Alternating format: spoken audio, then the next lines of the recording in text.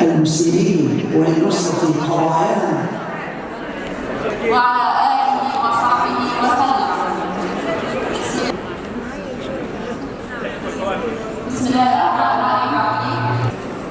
هذا مجرد تست. بسم الله الرحمن الرحيم.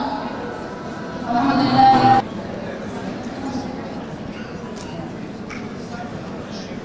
السلام عليكم ورحمة الله وبركاته. نرحب بقلوبكم المؤمنة وبخطواتكم الهادفة في هذا المؤتمر الذي لم يعقد إلا ليكون وفاء بعهد في أعلامنا، عهد القدس، عهد غزة وعهد فلسطين. ونحن إذا ما نال المنبر لبينا النداء وانطلقنا كالنهر يفيض بأمل بحبر وفكر.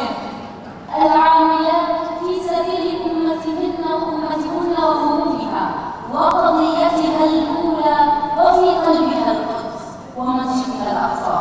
نجتمع اليوم وظلال طوفان الأقصى تظلنا وتحيط بنا وتلقي علينا مسؤوليات والتزامات تجاه أهلنا وشعبنا في قطاع غزة العزة.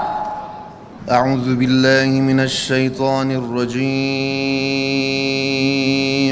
بسم الله الرحمن الرحيم.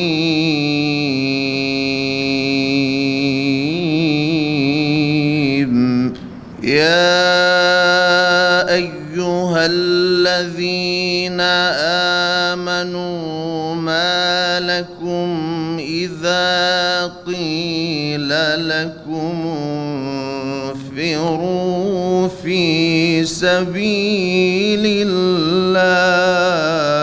ما لكم إذا قيل لكم انفروا في سبيل الله اثاقلتم إلى الأرض. بسم الله الرحمن الرحيم. يا أيها الذين آمنوا اركعوا واسجدوا واعبدوا ربكم هو سمى